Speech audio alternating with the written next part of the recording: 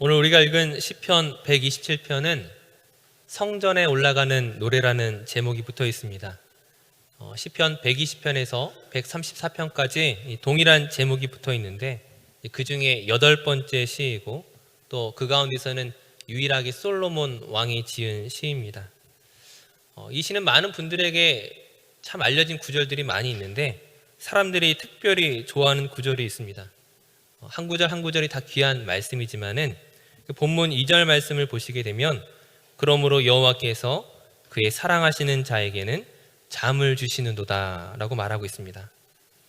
아마 많은 현대인들 가운데 불면증으로 고생하는 분들이 굉장히 많이 있으실 겁니다. 잠을 제대로 이루지 못하는 것은 아마 우리가 생각하는 것보다 훨씬 어려운 일일 것입니다. 충분하게 수면을 취하지 못한다면 그 다음날 일할 때 분명히 몸에 무리가 올 수밖에 없고 때로는 사고의 위험이 생길 수도 있습니다. 충분한 수면은 누구에게나 필요한 것입니다.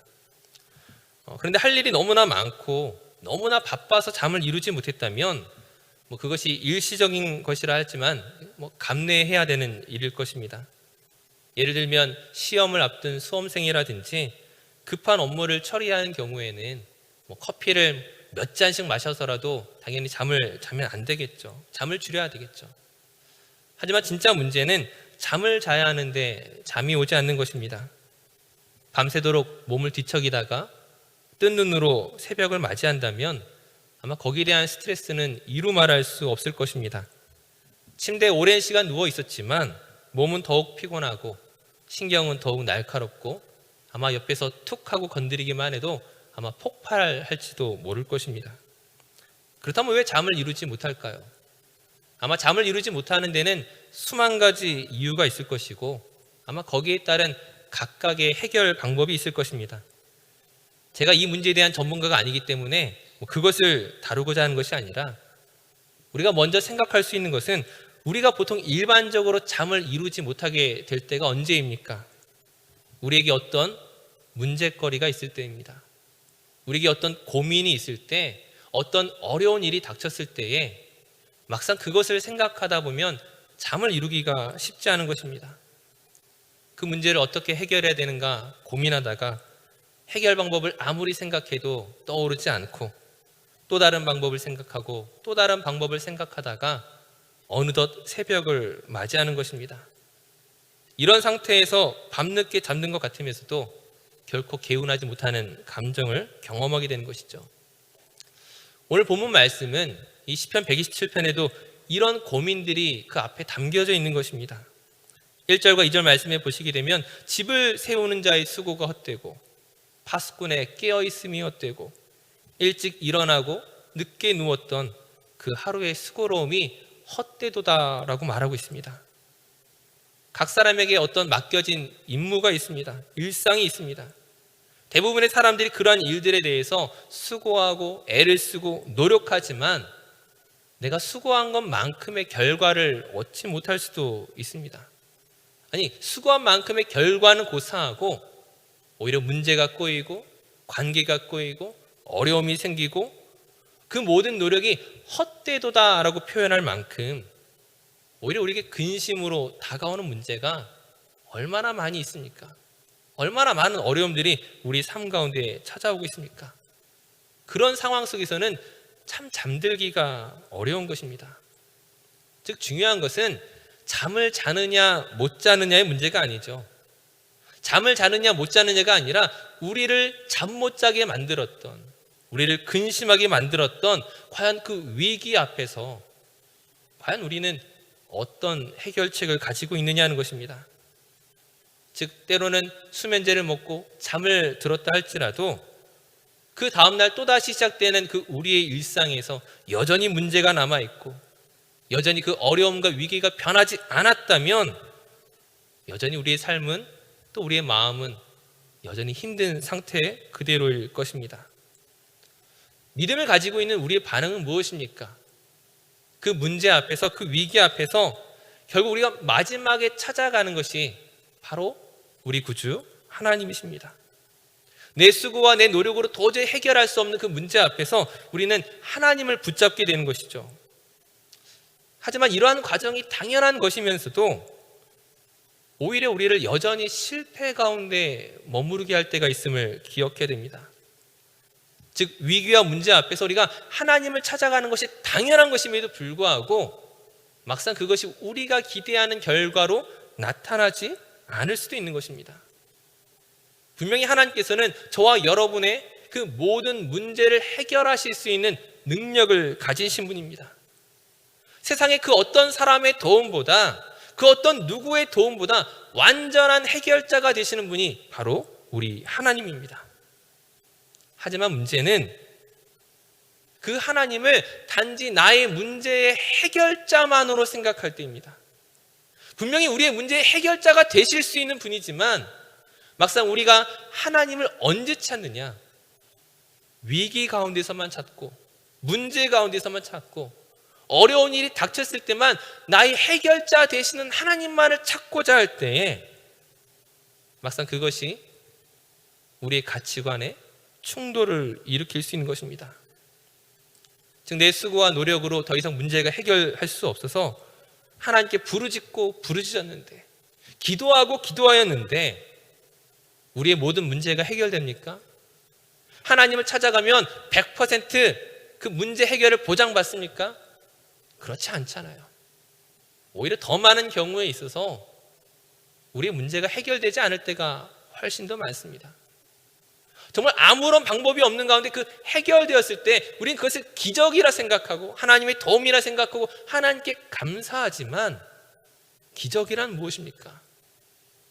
일반적이지 않기 때문에 기적인 거죠. 그 문제에서 도저히 빠져나올 수 없음에도 불구하고 그 문제가 해결된 것은 분명히 하나님의 기적이지만, 그러나 많은 경우에 있어서 때론 우리의 기도가 실패할 때가 왜 없겠습니까? 우리의 노력이, 우리의 간구함이 허공을 치는 것처럼 때론 허탈한 결과로 다가올 때가 왜 없겠느냐 하는 것입니다. 그리고 그 순간에 사실 우리가 내상을 입을 수 있습니다. 하나님을 찾고 찾았는데 그 문제가 해결되지 않았을 때에 우리는 자칫 우리의 믿음에 커다란 상처를 경험할 수 있는 것입니다. 제가 그 두 가지 반응을 한번 생각해 보았는데, 첫 번째는 나의 기도가 실패했을 때 어떤 생각을 합니까?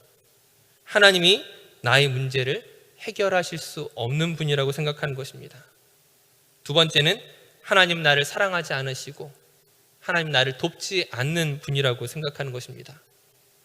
첫 번째의 반응은 사실 애초에 하나님이 어떤 분이신지 모르는 사람이라 할 수 있을 것입니다. 그냥 믿져야 본전이란 마음으로 하나님을 찾았는데 문제가 해결되지 않으니까 에이 그것 봐, 에이 하나님 안 계시네, 하나님 없네, 날 도와주시지 않네, 애초에 믿음이 없던 사람이죠. 우리에게 문제는 그 두 번째 반응입니다. 분명히 하나님에 대한 믿음이 있는데, 하나님의 능력도 확신하는데 그 하나님이 나의 기도를 듣지 않으셨을 때 자칫 우리는 하나님이 나를 버린 것처럼 생각할 때가 있는 것이죠. 왜 하나님이 나의 기도를 듣지 않으셨을까? 하나님께 그토록 찾고 찾았는데, 하나님 그토록 바라고 바랐는데 왜 하나님 나의 기도를 듣지 않으실까? 하나님이 살아계심을 확신하기에 우리는 그 문제의 원인을 누구에게서 찾습니까? 우리 자신에게서 찾게 되는 것이죠. 아, 내가 주일 성수를 하지 않아서 하나님이 나를 징계하시는가? 아, 내가 11조를 하지 않았기 때문인가? 내가 과거에는 열심히 하나님을 섬겼는데 지금은 내가 별로 봉사하는 것도 없고 내가 바쁜 척 하니까 하나님이 치시는 것인가? 오만 가지 이유로 나에게서 문제를 찾고자 할 때에 어느덧 우리의 믿음은 바닥으로 떨어질 때가 있습니다. 다른 누구의 이야기가 아니라 오늘 저와 여러분이 충분히 그럴 수 있다는 것입니다. 근데 여기에는 우리 믿음의 잘못된 전제가 있는 것이죠. 어떤 전제입니까? 하나님의 그 도움과 하나님의 사랑과 그 은혜를 얻기 위해서 마치 내가 하나님께 어떤 대가를 지불해야 하는 것처럼 오해하는 우리의 착각입니다. 하나님의 사랑에 대해서 사실 우리는 무엇을 알아야 됩니까? 저와 여러분은 결코 그 값을 지불할 수 없습니다. 내가 하나님께 무언가 잘 보여야만 하나님이 우리의 기도를 들어주시는 그런 분이 아니란 것이죠. 나의 무엇이 부족했기 때문이 아니라 때로는 그 기도가 응답되더라도 또는 그 기도가 응답받지 못하더라도 저와 여러분을 향한 그 하나님의 사랑에는 변함이 없으신데 여전히 동일하심에도 불구하고 우리 스스로 착각에 빠지는 것입니다. 하나님 나의 기도를 듣지 않으신 것이 아니라 내가 가장 믿음으로 성장하고 성숙할 수 있도록 가장 적절한 때로 하나님이 기다리고 계신 것입니다.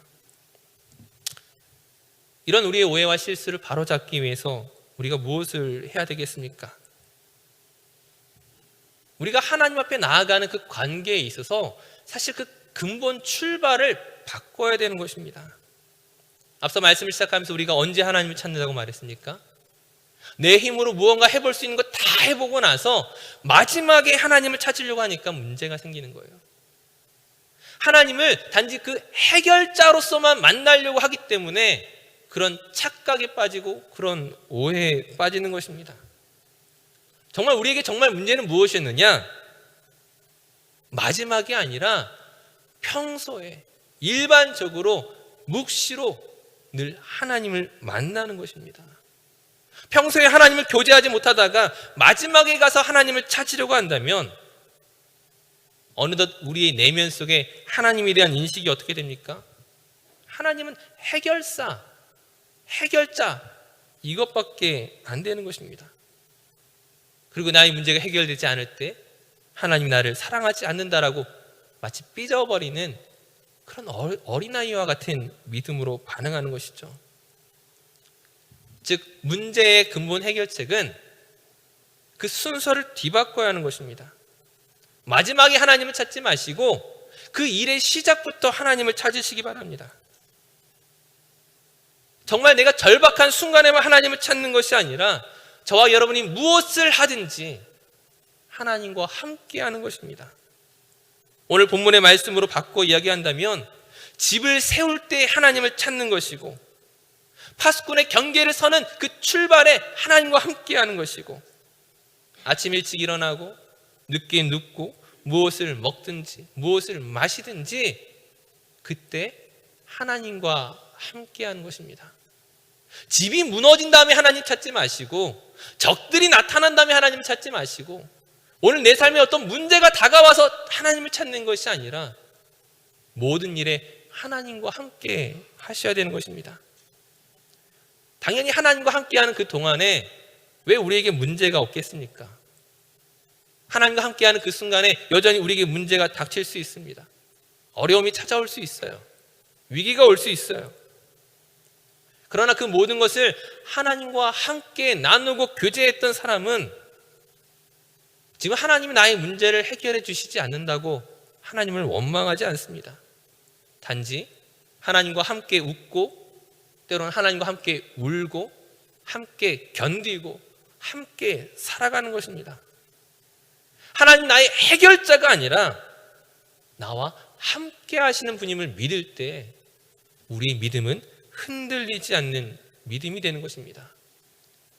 그리고 오늘 본문으로 다시 한번 돌아간다면 하나님과 함께하는 그 사람에게 무엇이 주어지는 것입니까? 여호와께서 사랑하시는 자에게 그 잠을 주시는도다. 문제가 해결되었기 때문에 잠드는 것이 아니라 하나님이 나와 함께 하시기 때문에 하나님이 나를 보호하시고 지키실 것을 믿기에 그로 인해 잠드는 것입니다. 아침에 깨어나면 여전히 문제가 내 앞에 있을 수 있지만 그러나 하나님의 사랑 안에서 온전한 관계 안에 들어가는 것입니다. 사랑하는 성도님들, 우리의 인생 속에 얼마나 많은 문제와 근심이 있습니까? 사실 이러한 문제라는 것은 우리 손을 떠나 있는 경우가 대부분이죠. 우리가 해결할 수 있는 문제가 아닐 것입니다. 신이 본문 3절 이하 이야기하는 것처럼 자녀의 문제가 내 마음대로 되겠습니까? 내가 계획한 대로 내 자녀가 흘러가겠습니까? 건강의 문제이든 물질의 문제이든 우리가 수고한 대로 다 거두는 것이 아니라 예측하지 못한 가운데 그 위기가 우리에게 찾아올 때가 있지만 하나님과 함께 거하는 사람은 흔들리지 않는 것입니다. 때로는 탄식하며 때로는 울고 때로는 한숨 지을 수 있지만 그 한숨에 하나님이 함께 하시고 그 눈물에 하나님이 함께 우시고 하나님과 함께 그 모든 것을 견디는 자에게 하나님이 마음의 평안을 허락하여 주실 줄 믿습니다. 그 평안 가운데 잠드는 것이죠. 믿음 가운데 잠드는 것입니다. 어떤 결과 때문이 아니라 문제가 해결되었기 때문이 아니라 하나님의 사랑이 하나님의 은혜가 우리를 그분 안에 거하게 하는 것입니다. 다시 한번 오늘 우리 문제가 어떤 것들이 있습니까? 어떤 기도의 제목들이 있습니까? 그 기도의 문제가 해결되는 것보다 그 문제를 하나님과 함께 고민하고 걸어갈 수 있는 저와 여러분이 되었으면 좋겠습니다. 늘 주님 품 안에 거하시는 귀한 믿음의 성도님 되시기를 주님의 이름으로 축원합니다.